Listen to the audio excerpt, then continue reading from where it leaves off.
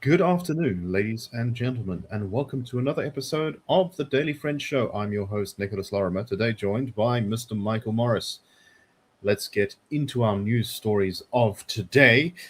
And this was a piece in the Daily Maverick that really caught my eye. It's something we've talked a lot about recently on the show, which is this sort of theme of lawlessness.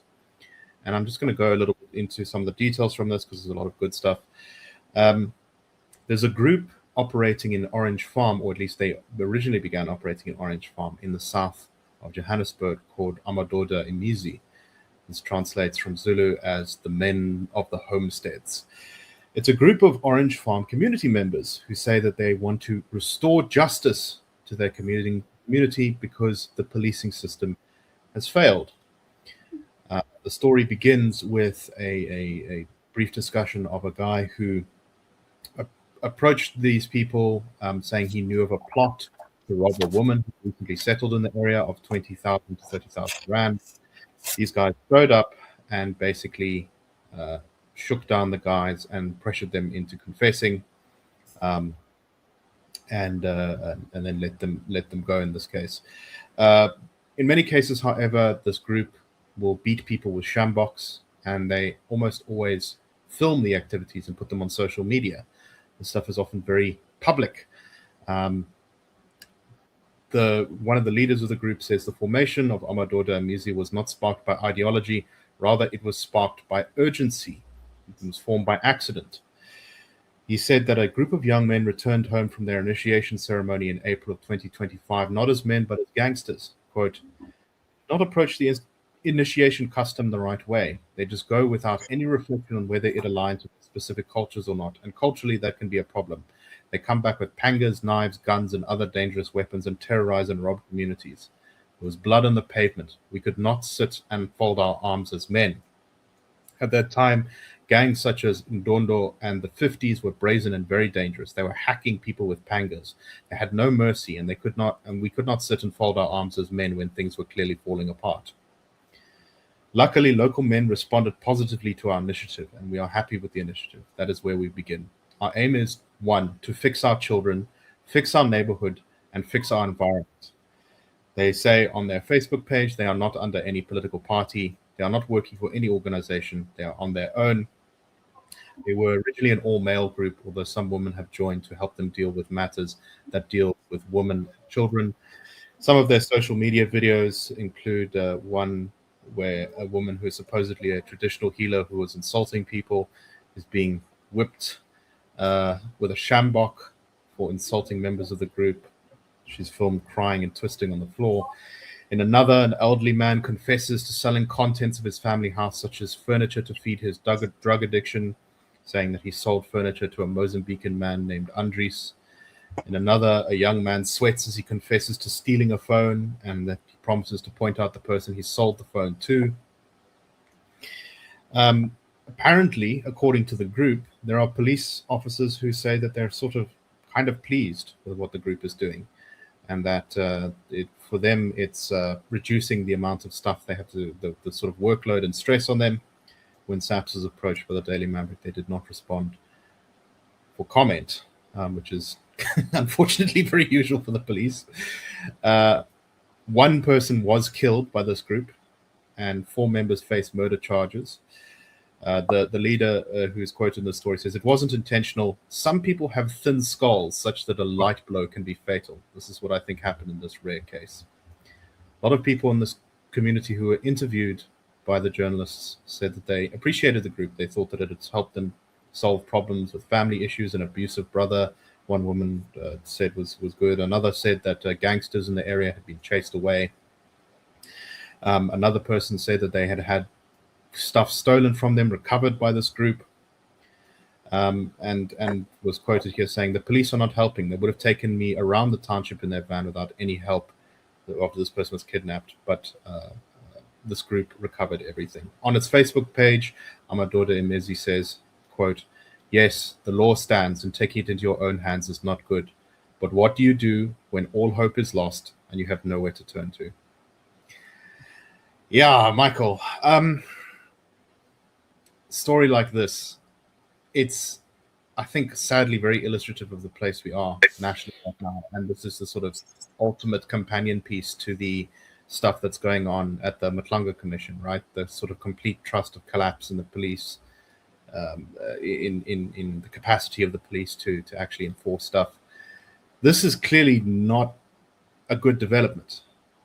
What's happening here is people who want to make their communities better are unfortunately channeling it into sort of violence and beating people up and humiliating people, and kind of running these sort of weird show trials, which is not great. But at the same time, their communities are overrun with criminals. Things are falling apart.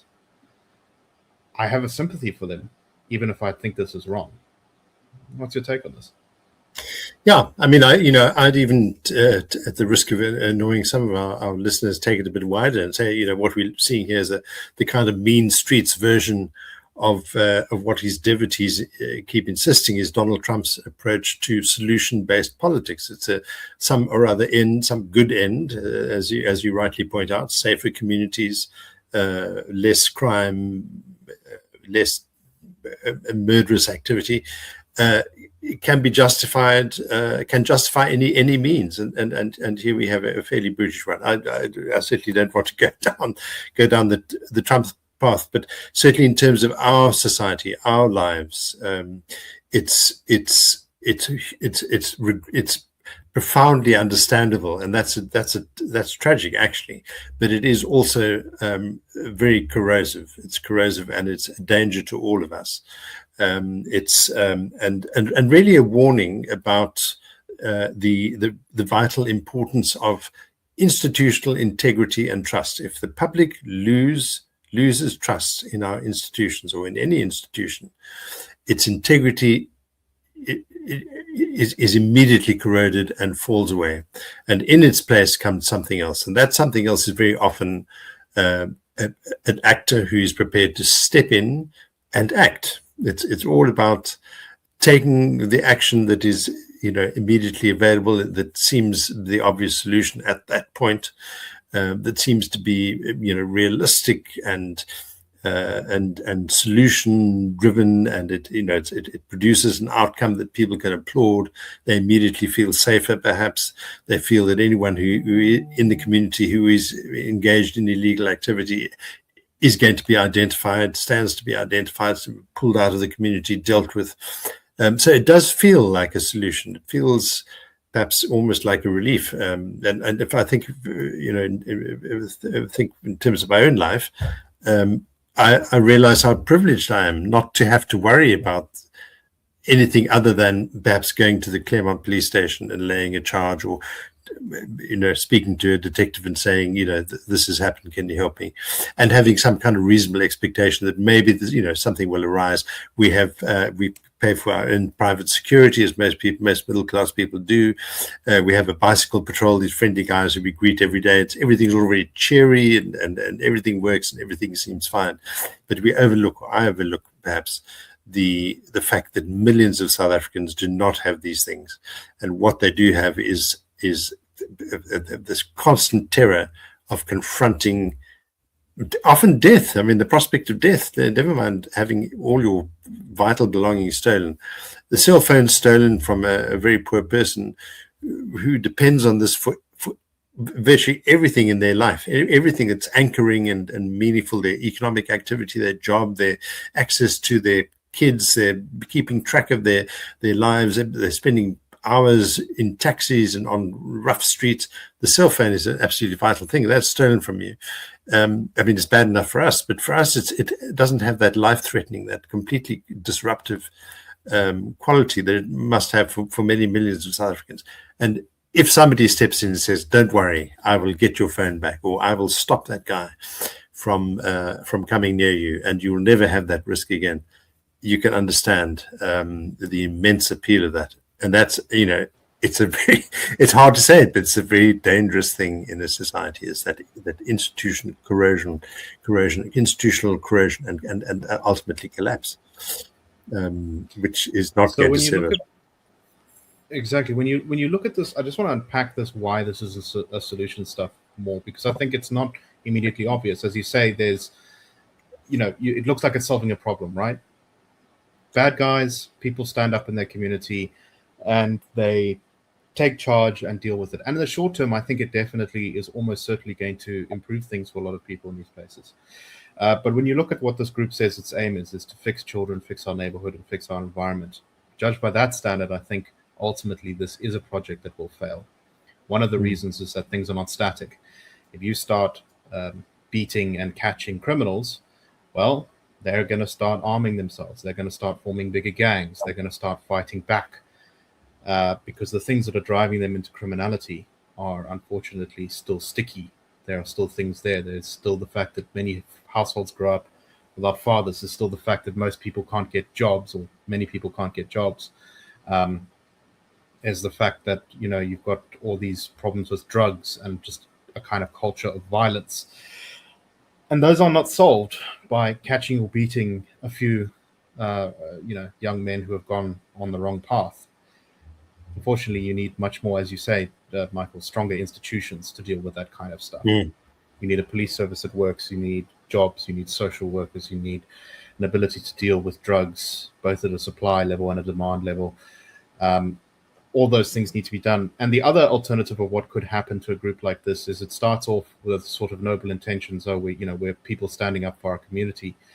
But because it becomes so powerful, because people start looking to it as an alternative state, the sayings about what power can do to human beings, it's very quickly the people who are running the show and meting out justice without these sort of processes to constrain them can become warlords or gangsters in of themselves, at which point you're right back kind of where you started. In fact, sometimes even in a worse position where you now have an unelected, unaccountable group of people running around dispensing what they call justice, which could be for their own ends. And that's exactly the issue with all of these things of why we need these sort of modern institutions, because society doesn't sit still. It doesn't just sort of rot and decay. People respond to crises, and they respond with what they have available. And in this case, it's people basically with shambox in their own two fists organizing together to do things. But in the long term, this can only be solved through changes to the way we run our police and to the way we run our economy. And I think this story is very important for that reason, which is, I think, why we're putting it first today. Any final thoughts? Yeah, I'd absolutely endorse everything you've said there. There's this very good summing up by Lizette Lancaster in the piece. She's a researcher or head of justice and the violence prevention program at the Institute of Security Studies. And she says vigilantism blurs the line between citizen and criminal. And that's really the problem, is that, the means to this end, this safer society, the means then, risks becoming criminal itself. And in that way, it undoes the very notion of striving for a good society. If you're striving for it in a not good way, then you're undoing the very project as you embark upon it. And that's always a tragedy. So, as you say, institutional integrity absolutely vital. Strength of the police, proper accountability. These are themes we're always talking about. You can't run away from them. No quick fix, but that is the very basis of it. Yeah. And I think just one last thing from me is that the people who are ultimately responsible for this stuff are those who destroyed or hollowed out or refused to reform our police systems. Good point. And unfortunately, many of them are either sitting on some place in the Matlanga Commission or are completely sort of gotten off scot-free from some of these things. Okay. Let's talk about our next story. This is about the pass rate. So, beginning of the year, one of the first big stories of every year is, what is going to be the matric pass rate. And there's this debate that's been going on for a long time about what the real pass rate is. Now, there's obviously the headline pass rate, but many people criticize it and they say, well, you've lowered the standards for passing, and there's students who are getting through the pass system with the matric system with like 30% in sub-subjects and stuff. Then there are others who point out, we sometimes have said this in our analysis, opposition parties, The DA, Action SA, BOSA have all made this point at various times, that very significant numbers of South African kids drop out between grade 1 and matric, with the highest number of dropouts happening between grade 10 and matric. 51% of 2023's grade 10s did not make it to matric last year. 34% are still in the system after repeating grades 10 and 11, and almost 17%, that's 200,000 people, dropped out completely. Now, News 24 has a piece on this where they interviewed a bunch of these people to find out their stories of what caused them to drop out. And this one, I think, actually has a very strong tie to that previous story. One of the people they interviewed was a young man who turned to drink, became alcoholic. Another was a girl who feared encountering gangsters on her way to school. There was a young man who dropped out to join a gang. Another who had behavioral issues, and then he quit and has become a DJ since. And of course, the other one is that many girls who end up becoming teen mothers. So this piece is quite interesting in that it spends a lot of time talking about the sort of more technical details of, what is the real pass rate? Is this dropout statistic relevant? That kind of stuff. So, Michael, I'd like your thoughts on that. I do think, though, that we do make some mistakes. And Michael, we discussed in our pre-show discussion. Do you want to just lay that out for us? Yeah. So I think, it's absolutely valid. It's very important that we look at data and that we try to analyze things as accurately as we can. I think the IRR has spent and the CRA have spent a lot of time over the years looking at the detail of education statistics, and particularly that the sort of long view, the whole cohort. In this case, the children who began school in 2014, and taking that as a whole. So 1.2 million who began school in 2014, 778,000 who matriculate. So this does tell us a story, and there are all sorts of complicated reasons why this might be so. Dropout is one of them. Some of the educational experts in the piece, and credit to News 24 for finding a number of different experts who examine the thesis about the lower pass rate and so on. Point out that people who've dropped out are not necessarily out of education entirely. They might be repeating a year. They might be going to TVET colleges. So it is complicated. But nevertheless, we don't need persuading, after having done this for years and years, that education is a critical part of what we do in our society. I think I forget now the figures.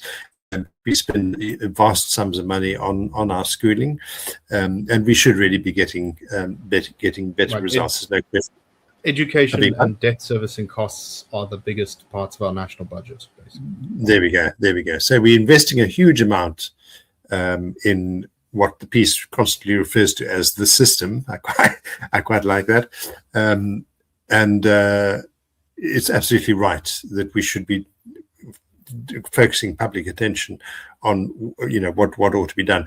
I just have some immediate thoughts, and I'm by no means an education expert, and I'm sure there are all kinds of perspectives to be brought to bear on this. But I mean, one of the thoughts is I noticed that Musi Maimane saying that we know that the bulk of the people who are unemployed don't have matric, and the immediate thought is, well, if everybody passed matric, would we suddenly have jobs for them all?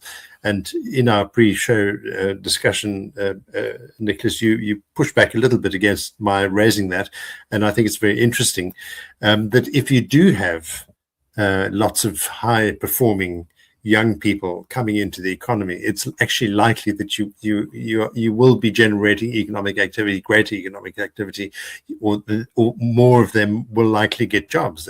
Jobs will be not necessarily created for them, but they will be absorbed because they'll be useful to society. So I think that all these things need to be considered, and I think this is why it's quite an important to back up your original point.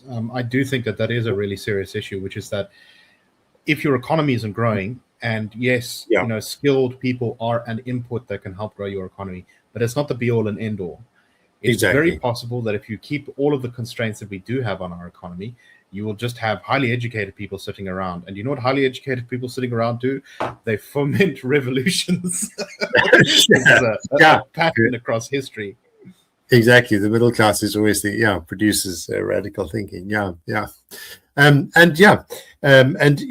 maybe there's some interesting questions that we're not asking about either the curriculum or the people who not matriculating. How are they doing? Are they just are they simply lying about at home? I doubt it. How do they manage?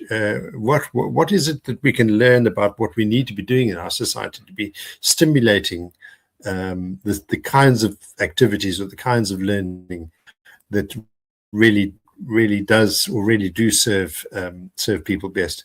These are just the thoughts of a dilettante, I suppose. I don't really have the technical educational knowledge, but I think it is such a major thing in our society. It's as you've pointed out, we spend so much money on it. We devote a huge amount of attention to it. It's masses of hours, of years of financial investment. Parents really scrape through just to get their children through the schooling system in the hopes of really getting a step up. Is this system really serving us as it should? I think there's some quite interesting and important questions to be asked. But there is also, I think, another question on top of that. I think the quality of our education in many schools across the country is bad. Is that for a lot of places, these schools don't act as educational institutions. They act sort of as warehouses. And we can see that reflected in all sorts of test scores of, reading and writing and arithmetic and all these things. Exactly. But when you look at the reasons why these people are dropping out, a lot of them have to do with these kind of societal decay things, the exact sort of things that led to, I think, some of the problems in that first story we talked about today.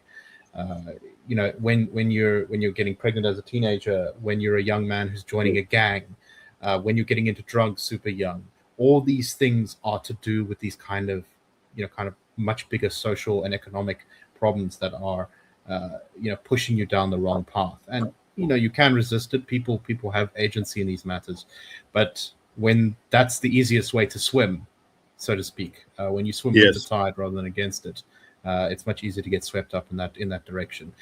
So,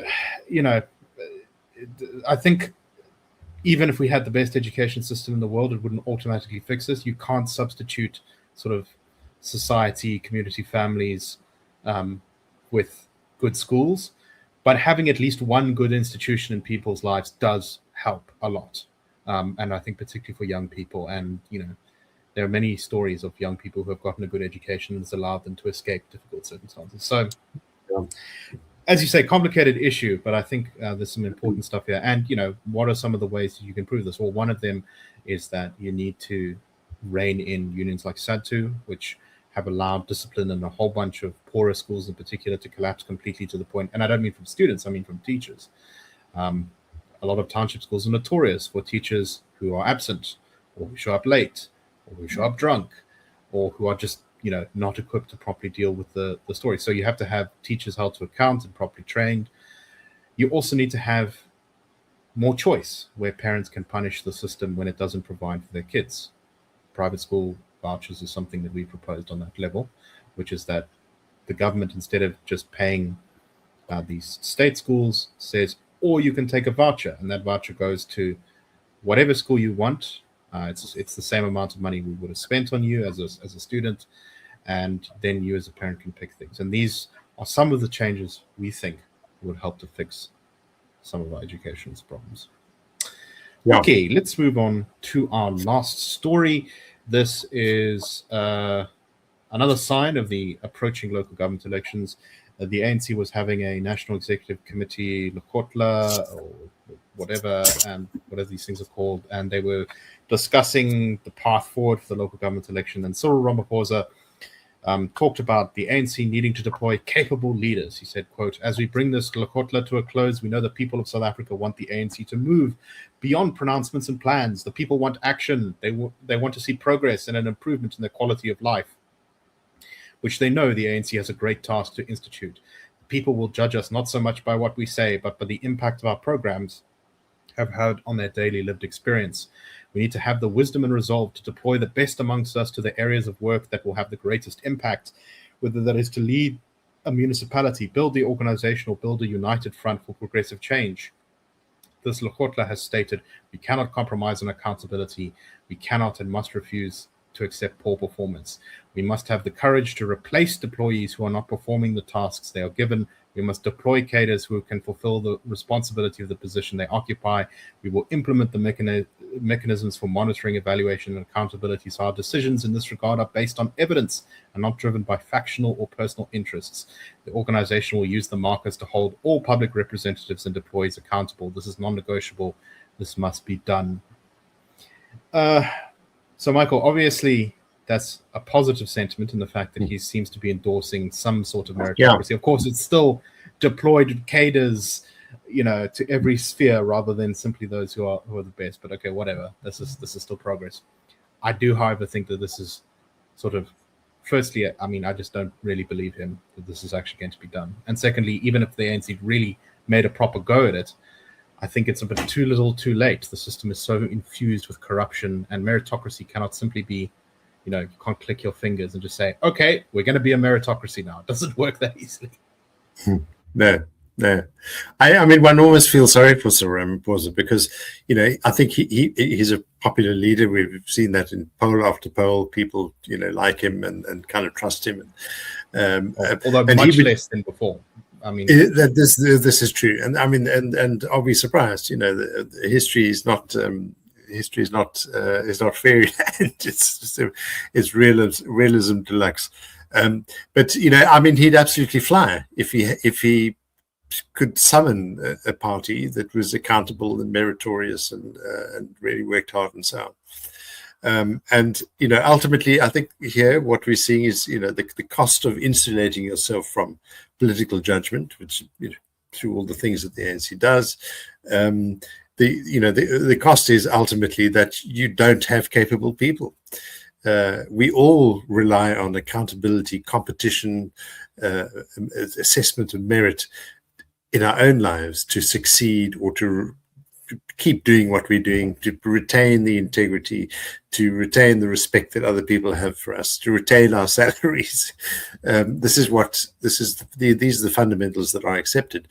And if that is not part and parcel of your makeup as a political party, you're simply not going to have capable, accountable people. And after 30 years, I think, it's almost a tragedy in a way that the party that historically represented the great just drive for democracy in South Africa has ended up being a victim of its own effectlessness and its own disregard of these very fundamental things. So I don't wish him ill, but a party that is not accountable, not focused on merit, not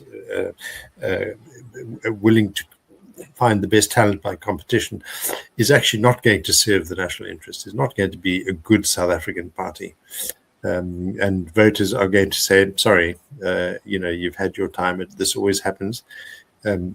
History, as I say, is not fairyland. And that's how it works. They will be ejected. So, yeah, interesting times for us. I just think, how are you going to attract good people when currently being an ANC councillor in particular is one of the most dangerous jobs you can have in the country, because the competition for those positions is so fierce that sometimes people get murdered over them. Often the selection process is driven by, as Ramaphosa said here, by factionalism or something like that, but also just straight up by bribery or intimidation. No one who wants to do a good job, I think, is going to willingly throw themselves into this, only to then be told that, oh no, we operate under what's the ANC's official position, democratic centralism, which means that once the party has decided on a point of view, you can't challenge it whatsoever. This is a structural problem that the ANC is not going to be able to overcome just simply by declaring it to be so. From now on, we will stop doing bad things and we will do good things. Yeah, I don't know. I think that's going to work very well. No.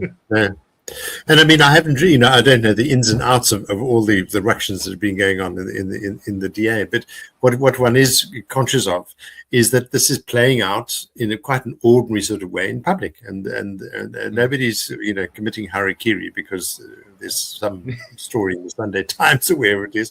Yeah, people are leaking anonymously to the media, which is how political battles should be fought. Yeah. And it's you make it a public business because it is a public business, and yeah, it's a good illustration of how the stuff works. It's not very comforting for those involved, I'm sure, but very important for us to have a sense of who it is we are being asked to vote for and endorse, or whatever the case might be. Yeah, indeed. All right. Well, thank you very much, everyone. We hope you found this episode interesting. We will see you tomorrow on the Daily Friend Show. Cheers, everyone, and have a wonderful day. Bye-bye. The Daily Friend Show and the Daily Friend are a project of the Institute of Race Relations, the IRR. The IRR is a think tank which was founded in 1929 to study race relations in South Africa and works to change government policy to improve race relations through non-racialism and to ensure the prosperity of all South Africans. If you like our work and would like to support us, please go to irr.org.za and click Support the IRR. Or you can go to thedailyfriend.co.za and click the Fund Us button.